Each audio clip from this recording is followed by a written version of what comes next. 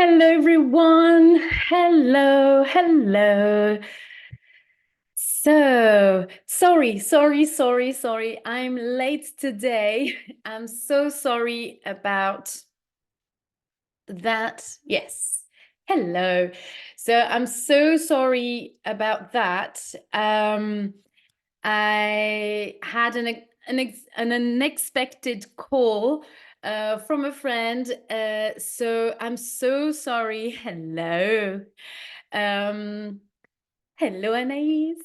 And I was meant to be live at 2 o'clock, but I had this unexpected call. I'm so sorry.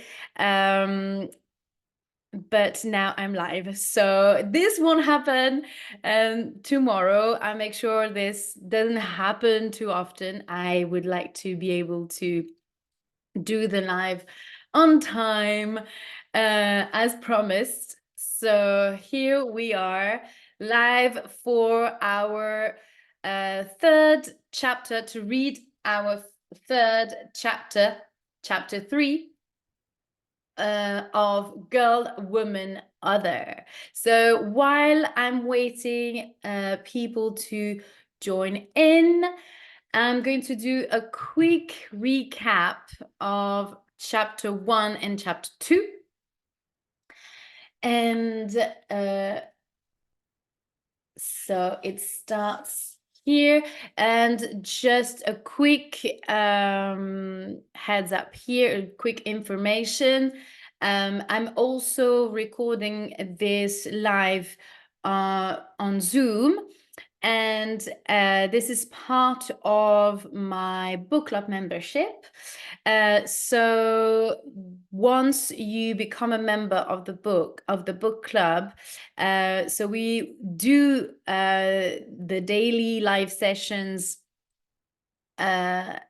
on Zoom as well.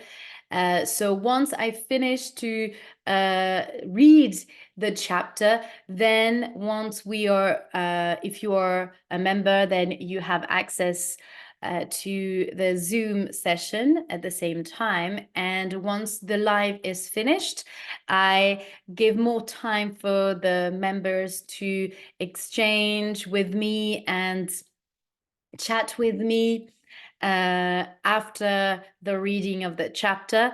So if you want to be able to exchange and practice your English and discuss the chapter, discuss the book, then join the book club, join me on Zoom every day, so from Monday to Friday. And we will have the time, once I finish the reading live, I close the live, and then we can have the private conversation on Zoom. I'm recording as well the live on Zoom to make the reading of the chapter accessible on YouTube as well. But then the conversation goes on after I've recorded it and after I was live. So yeah, that was a little information, a little uh, specification, or just to make things clear about the daily reading and what you get from when you become a member as well, and the opportunity that are available for you once you become a member. Here we go. So now that's done, let's talk about reading, talk about the chapter 1 and 2. So first chapter, let's recap. It was about Amma. Amma is a theatre director in London at the National Theatre. She is Black, lesbian, and she has a daughter called Yaz. And they have differences. They have a good relationship though, but you know, mother-daughter relationship. Um, but they are close, I would say. We don't say much. We don't have much information. We have as well, we learn about Yaz's friends. Yesterday in chapter 2, we learned about Yaz's friends, who are, so she's got so one friend, Nenette, who is, who has a Somalian background and Somali Norwegian background, and she is also quite wealthy. Her parents are wealthy or rich. And then we have also she has another friend called Courtney, and she's white. And in the contrary, her family is quite poor. She comes from the countryside, in the north of England, I think. Um, and um, and she, let's say, Courtney tries to educate herself. She tried to get educated by her friends about Muslim religion and culture, and also Black people. She asks, for example, about hijab, and that's no, that's so sorry. Waris is dating Somali Norwegian. No, there is another friend. Oh yeah, sorry. The Somali Norwegian is the Waris's boyfriend. Waris is another friend uh, of Yaz, another of her friend. And so basically there are brown girls, as she says, and there are three girls who have different background, and except Courtney, who is white. And yes, Waris is, what do we learn about Waris as well? We learned that Nenette is meant to get married as well. We talk about this very cultural thing called arranged marriage, which is when your parents, so your parents and the parents of you, the boy or that you're going to marry, are deciding for you to get married. Luckily for Ninette, this boy seemed to be a nice one, a nice guy, Kadim, who is studying in America. And Nenet is Egyptian. So that's about Nenet. Sorry about the confusion earlier. Waris is, can't remember, does it say?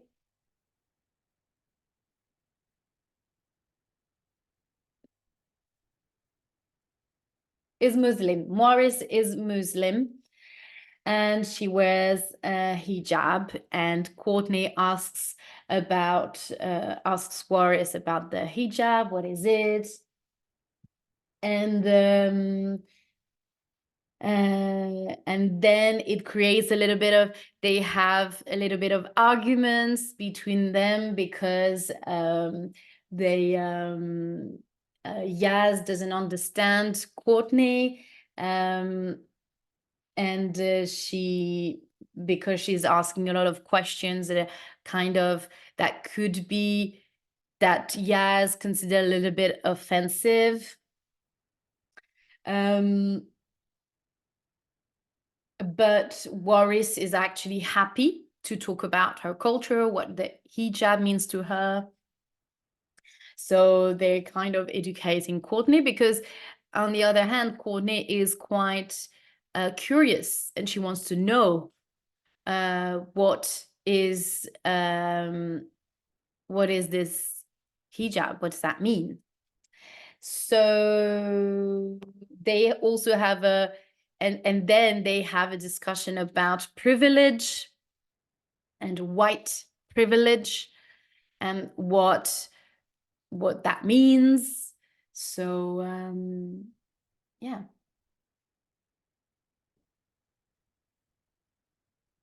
And the fact, and they kind of disagree. So Courtney and Yaz sort of disagree on the idea of being privileged, and how Courtney doesn't consider herself privileged, coming from a background of poor social background. And but Yaz actually says that whatever your social background, you still have privilege because you're white, and people, and you will have less, you will face less discrimination anyway. So they are so Yaz is attending her mom's play, and she is quite and she hopes that the play will be well received, that people will like the play, because she doesn't want her mom to complain and be sad and etc. So here we go. So now chapter 3, here we go. Chapter 3 is about Dominique. Dominique is Amma's friend. They've been friends for many years, and she apparently is living in America. She moved to America. So let's see what she's become. Dominique met Nzinga at Victoria. I hope I pronounce Nzinga at Victoria Station during rush hour. Rush hour is the time where everyone go to work, for example, in the morning. So maybe between 7 and 8 o'clock, or people who are leaving work, maybe 6 o'clock, 6, 7 o'clock, or 5. So that's rush hour. Nzinga bag, Nzinga, sorry, and Nzinga's bag had fallen to the floor, and Dominique stopped to help her pick up her stuff. Pick up her stuff. Dominique had never seen a woman like Nzinga before. She was tall and beautiful, with long dreadlocks that fell to her thighs. Her thighs is the top of your legs. Dominique asked her if she wanted to get some coffee, and Nzinga said yes. When they got to the cafe, Nzinga did not order a cup of coffee. Instead, she asked for a glass of hot water with a slice of lemon in it. "I don't use my body," she said. I don't abuse my body, she said. Dominique drank her coffee with 2 sugars, and for some reason felt guilty. Guilty is when you feel bad, that you did something wrong. She felt guilty, and guilty when you've committed a crime and the judge says you're guilty. You committed the crime. Okay, so that's guilty. Nzinga was from America and was visiting England on her way back from a trip to Ghana. In Ghana, she visited a castle where captured Africans were held before being sold to slavery. Back home in America, slavery is this act that Black people in the, when did this started? 16, probably century, when they took Black people from Africa and they sold Black people to rich people, white rich people, colonial people. So that's slavery. Back home in America, Nzinga built homes on women-only communes that she called women's lands. Dominique sat and listened as Nzinga told her about her life. She told Dominique about her mother and her violent boyfriend, who liked to do drugs and abused Nzinga until she and her brother were taken away. Abused here, we see that word quite often, abuse my body. So abused here that means that he probably had sexual relations with Nzinga. So maybe he raped her. So it's another way to talk about rape, or maybe having violent acts on Nzinga.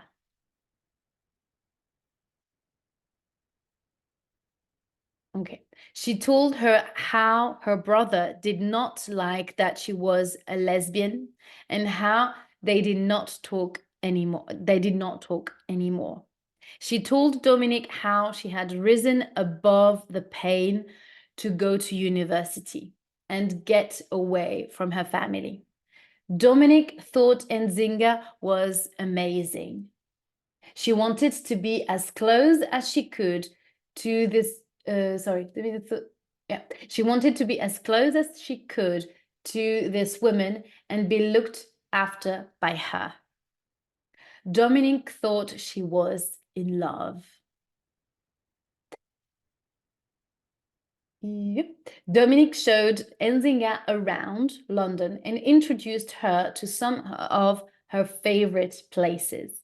At night, she took Nzinga to bars and clubs and they kissed in the darkness.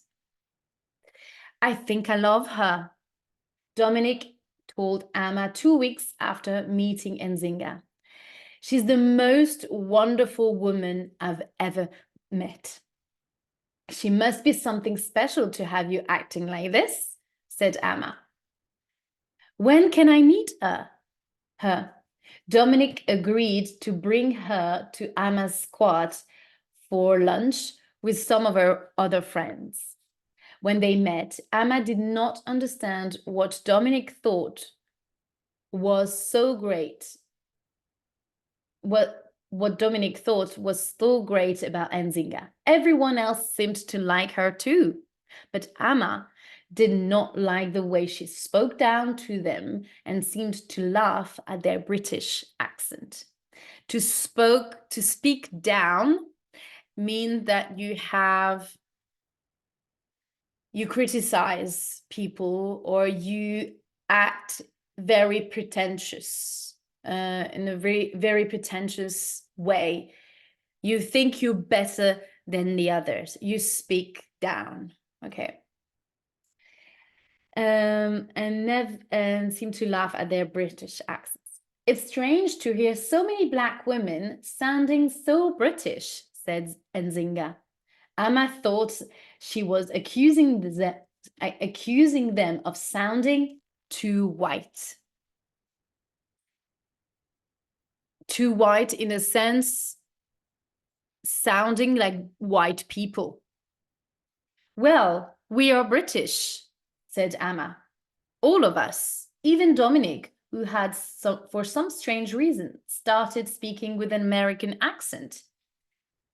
We have to be careful, said Nzinga. Racism is everywhere. Have you noticed, for example, that the word black is always linked with something negative? Everyone nodded. Amma did not understand what was wrong with them. You shouldn't wear black socks, Nzinga told them. Why would you step on your own people? Step to walk on your own people. And don't ever use black bean bags. I never even wear black knickers. Knickers is underwear. I never even wear black knickers because why would I want to crap on myself? To crap on myself. That's crap is an expression. It's a swear word in English, but as a verb to produce solid way to yeah, okay. And it's also, that means to poo. So when you go to the bathroom, so basically to crap on myself, it's like when you poo on yourself. And yeah, that's quite a strong word here. Amma had enough. That's not a problem for me, she said, because I've not crapped in my knickers since I was a small child. After that, Nzinga and Dominic quickly left. A few weeks after the lunch, so now it's, I don't know exactly when, because the book does some flashbacks and back again to the present time. So that's a quick flashback. A few weeks after the lunch, Dominic phoned Amma and told her the news. I'm moving to America with Nzinga. You're crazy? Said Amma. Don't go with that woman, Dominic. Don't go. There is something wrong with her. But Dominic loved Nzinga, and she followed her to America. Okay, so that was a couple weeks, a couple after the lunch. Yeah, that was in the past. So now we are back in the present, I guess. Not quite clear. Anyway, let's see. Nzinga did not drink alcohol or smoke or eat meat. Dominic did. Soon after arriving in America and moving to the women's land called Spirit Moon, Dominic stopped drinking, smoking, and eating meat too. Only lesbians were allowed to live at Spirit Moon, and their job was to help build houses to encourage more women to come and live there. At first, Dominic liked Spirit Moon. It was completely different to the city, and she loved being so close to nature. Dominic and Nzinga lived in a cabin away from everyone else. A cabin is another word for wood house. Yeah. Outside their cabin were fields and large forests. It was beautiful. Shortly after Dominic moved in, she and Nzinga were invited to a dinner at the house of Gaia, the woman who owned the land they lived on. To own is to be the it means that she bought the land, so she's the owner now. When you buy something, you're the owner of a house, for example, or the owner of a car. Yeah. So she's the owner of a shop, for example. So she is the owner of the land. The land is like the big place. It's the field, the land, the field, the property. Yeah, the grass, basically the whole space that it's that where you've got grass and then you put your house on it. So that's the land. Okay. Where was I? Many more of the women who lived on the commune were invited to the dinner, and Dominique was excited to meet them. While Dominique walked around and introduced herself to her new neighbors, Nzinga stayed in her seat and watched her all night. She did not look happy. On the walk home, Nzinga was quiet for a while. Then she suddenly said, "It's better if we don't go to any more dinners. I'm here to be with you, not them. If they invite you to anything again, just say no." She seems a little bit possessive. Let me know what you think, but maybe it seems like, hey, hi, Ludivine, hello. It seems like she seems to be a little bit possessive with Dominic. They continued walking and talking. I've been thinking, said Nzinga. I want to rename you Sojourner, after the feminist and activist Sojourner Truth. I like my name, said Dominic. Hey! I like my name, said Dominic. I'm going to call so keep it, said Nzinga. I'm going to call you Sojourner anyway. Dominic wondered if Amma was right. Maybe there was something not quite right with Nzinga. Let me know what you think.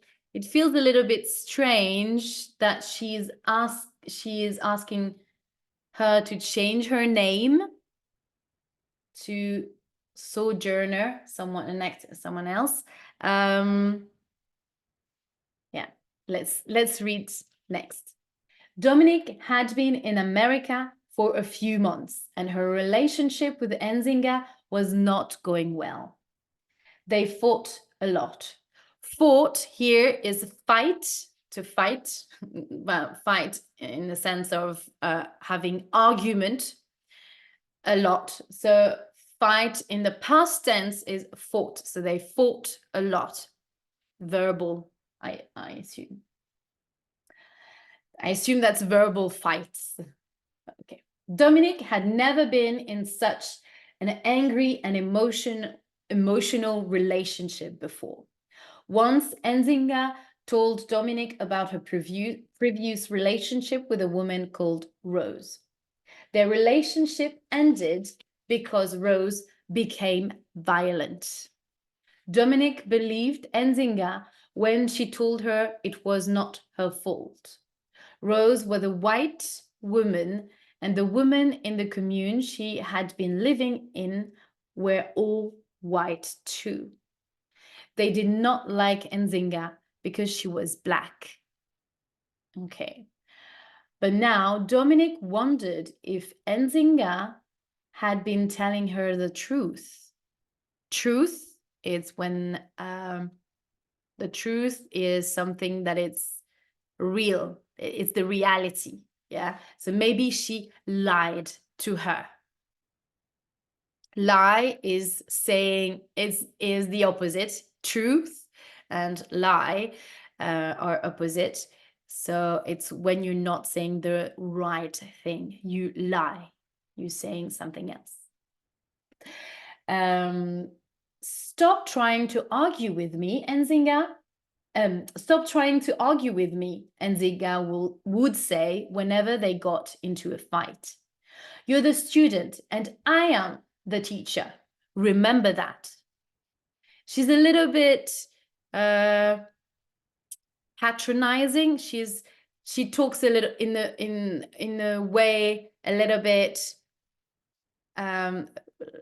very like a boss, or a bit very authoritarian. She's she's quite strong in the way that she talks to her. You're the student and I'm the teacher. Remember that. When did our love turn into a student and teacher relationship? Asked Dominic. Dominic did not know what was happening. Sometimes her relationship with Nzinga was good, but other times it was terrible. Was this normal? She needed to talk to someone about it. But Amma had not replied to any of her letters, and Nzinga would not let her make friends with any of the other women in Spirit Moon. Sorry. So Dominique was alone. But even when they were fighting, Nzinga took care of her. She did all the cooking and the cleaning and washed all of Dominique's clothes for her. At first, this made Dominique happy, but she soon began to regret allowing Nzinga to do everything for her. So it feels like Nzinga is doing everything in the house. So you very comfortable, I look after you, but in exchange, you're mine, basically. You're my thing, you belong to me. So that's very twisted mind, very manipulative, we could say as well. Let me know what you think. What do you feel about Nzinga's behavior? How would you describe Nzinga? Give me any words that you know in English that could describe her. That's interesting. Okay, let's continue. She was not allowed to do anything. Yeah, she was not allowed to do anything without Nzinga's permission. She was not allowed to wear certain clothes because Nzinga was afraid people would stare at her. Stare is when you look at someone for a long time. It's more than just observing. It's when you insist with a lot of insistence. It's very yeah. You keep on looking the same person all the time. Not necessarily, it's not very positive to stare at her. Or yeah. She was not allowed to read books written by men or speak to any of the other women in the commune. Sometimes it felt like the only thing Dominique was allowed to do was to obey Nzinga. Obey is to when you have it's when you follow orders. Yeah, feels like she's a military officer, and Nzinga is a military officer, and she gives her orders. You have to do that. You have to wear this kind of clothes. You can't talk to people. So it feels a bit like a prison in the end. Yeah. One day, a year after Dominic moved to America, there was a knock on the cabin door. Dominic opened and found Amma standing in front of her. I was so worried about you. Sorry, one day. So now we're back to more present day.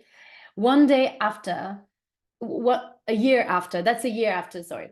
After Dominic moved to America, there was a knock at the cabin door. Dominic opened it and found Amma standing in front of her. So in the end, Amma flew to America. I was so worried about you, Amma said, and they hugged each other. Why didn't you reply to any of my letters? Dominic wanted to ask, what letters? Ooh. But Nzinga suddenly appeared behind her. Why have you invited this person to stay? She asked. I didn't, said Dominic. But isn't it great that she's here? Nzinga did not reply. Instead, she walked into the kitchen and continued cooking. At dinner, another dull meal with no salt. Dominic tried to ask Amma questions about their friends back home in London, but Amma had questions of her own. What's it like there? What's it like here? What do you do every day? Do you have friends? Isn't it too quiet for you, especially compared to London? Dominic answered all her questions and was surprised to find that she was embarrassed by her answers. Her life was quiet and dull. Dull is, we already saw that word. Dull means very, not very interesting. Yeah. Yep. So Nzinga, her life was quiet and dull. She had not realized how much she missed her exciting life in London. Nzinga did not speak as they ate the meal. Once she finished eating, she stood up, and picked up her bowl and threw it into the sink. The sink is where you wash the sink. So she threw the bowl into the sink. With so much force, it broke into pieces. So the bowl broke. Sojourner, she shouted. So this is the name that she gave.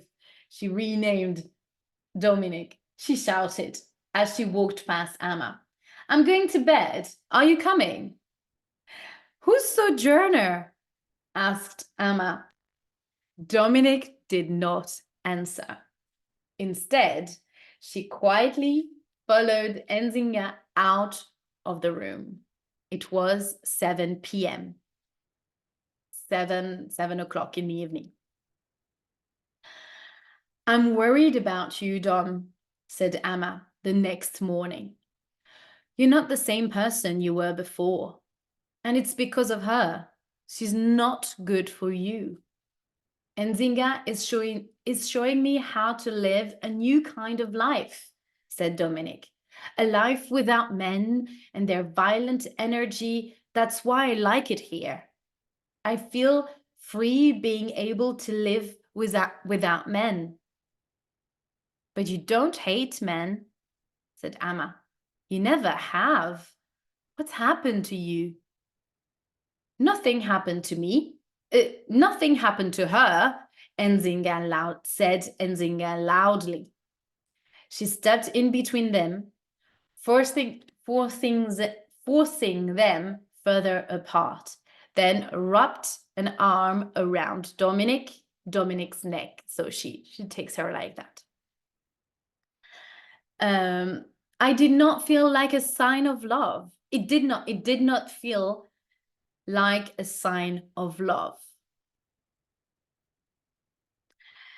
but more like, as we read just before, it feels more like a possessive act, or very much more than protective. It's very possessive way to behave. uh, to act.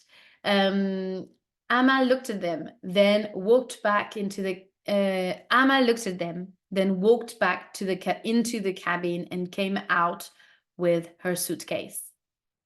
So, well, she's leaving. I'm leaving, she said. I'm going home. Back to your home, Dom. You should come with me. Oh, this is a very straightforward attitude, a decision, very, very strong decision here. Dominique did not need rescuing. She shook her head. Nzinga pulled her closer and kissed her on the cheek. Good girl. Nzinga eventually became violent. The first time Nzinga hit her, Dominique told herself that it would never happen again. But then it did. Again and again. Dominique did not know what to do. She did not have any friends to help her. She only had Nzinga. So it's very interesting how the process, how not how the sorry, it's very interesting to see the process here of a very manipulative person and the fact that she isolated to under the pretext of looking after her and taking her away from London, taking her away from these community of women because she loves her, and the fact that Dominique abide, Dominique accept to her conditions, accept the way she wants them to live. She wants her to live with her. It's very it's very interesting to see when she start hitting her, so punching her, or I don't know exactly what she did, but it's very interesting to see here that now that she's become violent, Nzinga has become violent with her, towards her, how Dominique feels isolated and the belief that it's not going to happen again. So here it portrays the sort of vicious circle that violence, that assaulted women are experiencing, whether they're lesbians, or what often happens is with heterosexual, sorry, with a man and a woman, when often it's a woman that is being hit by her husband, by a partner, and by a boyfriend, and who very often die from the, or often, yeah, are often killed by their husbands or their boyfriends. So it's interesting to see the process and to see how Dominique doesn't see it coming and how naive maybe she is, and because she's in love, and it's that can be understandable, and when you are can be influenced by people, so this is tricky. Yeah. Okay, so let's continue. One Saturday morning, when Nzinga had left the cabin to do the weekly shopping, Gaia appeared outside. Dominique, she said, we're worried about you. Nobody has seen you in over a month. Is everything okay? Everything's fine, Dominique replied. She did not want to anger Nzinga. Please, Dominique, said Gaia. She put her hand on Dominique's hand and pressed down on it gently. Let me help you. Dominique was scared. She knew that Nzinga would be angry with her for talking to Gaia, but she also knew that she needed help. Dominic took a deep breath and then told Gaia everything. Gaia listened and comforted her. We're going to help you get away from Nzinga. We're going to help you get away from Nzinga, okay? Do you want to go back to England? No, said Dominique. She was too embarrassed to go back home and tell Amma and the rest of her friends and the rest of their friends what had happened to her. I want to see more of America. I have some friends you can stay with in West Hollywood. Oh, sorry, that was really bad. I have some friends you can stay with in West Hollywood, said Gaia. And I can lend you some money too. Get your passport and I'll come to take you to the airport next Saturday. It had taken nearly 3 years for Dominic to leave Nzinga. 3 years. She could not believe it had been so long. After Gaia rescued her and she left Spirit Moon, Dominic stayed with Gaia's friends, Maya and Jessica. They took care of her and allowed her to cheaply rent a room in their home while she recovered. They asked her what she wanted to eat, and Dominic requested meat, lots of it. They cooked her many different kinds: a burger, chicken, sausages, pork, and steak. But Dominic, who had only eaten dull meals without any salt for 3 years, could not eat it. She ate a few bites and then had little pieces, and then had to run to the toilet to be sick. It took a long time for Dominic to recover, to be better from Nzinga. She would often have dreams that Nzinga would suddenly appear in a crowd and start shouting at her. Every week, Dominic went to a support group for female survivors of abuse in a relationship.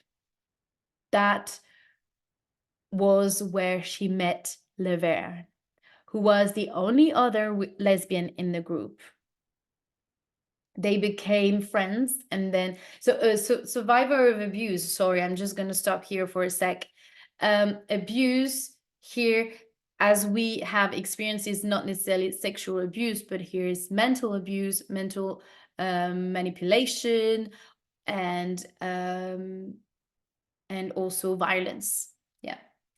Dominic started to so that was where she met Laverne in this support group, who was the only other lesbian in the group. They became friends, and then Dominic started to develop feelings for Laverne. Dominic was scared to have another romantic relationship after Nzinga, but she did not need to worry. Her relationship with Laverne was good and nothing like her relationship with Nzinga.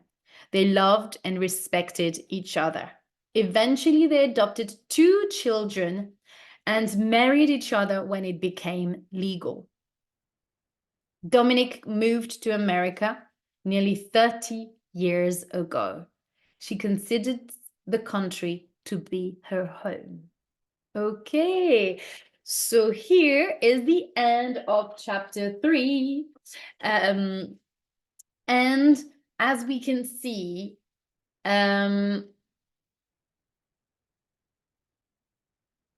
here